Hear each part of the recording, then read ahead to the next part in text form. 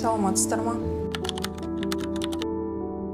Осы радиология саласын таңдауымның бір себебі, осы салада мен өзімді қажет маман ретінде, маңызды адам ретінде сезінемін.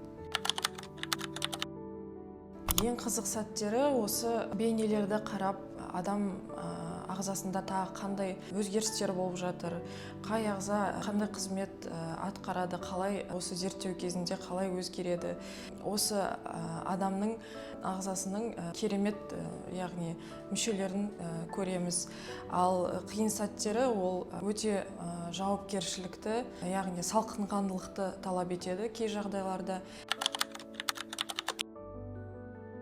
Мен сіздерге осы бейнелер арқылы көрсетейін. Алдыңызда, мынау сол жағымызда адамның екі өкпесі, мынау оң жақ өкпесі, сол жақ өкпесі. Өкінішке орай, бұл науқаста оң жақ өкпесінде патологиялық ошақ бар. Бізде мынау тұрған оң жақ өкпеде патологиялық ошақ, яғни қалыпты жағдайда бізде өкпе мынандай таза болу керек. Жақта біз патологиялық ошақты көріп тұрмыз. Бұл бізде ісіктің белгісін көрсетеді. Рентген адам ағзасына жылына бір рет, екі рет өтсе, скринингтік бағдарлама бойынша қажет жағдайларда оның зияны жоқ. Ал егер де оны көп мөлшерде ешқандай себепсіз өте беретін болса, әрине ол ағзаға өзінің бір зиянын келтіруі мүмкін.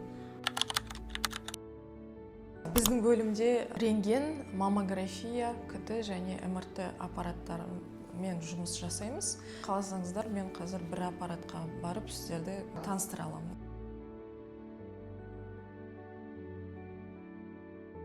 Бұл бізде КТ аппараты, яғни рентгендік сәулелендіруге бағытталған аппарат болып саналады. Әрине, радиологияда бізде бір ғана аппаратпен барлығын көру мүмкін емес. Әрбір патологияға байланысты өзінің бағытталған зерттеулері болады. Және де радиологияда бір зерттеу, екінші бір зерттеуді әрқашанда толықтырады. Жоқ, біз тек қана аппаратпен жұмыс істемейміз.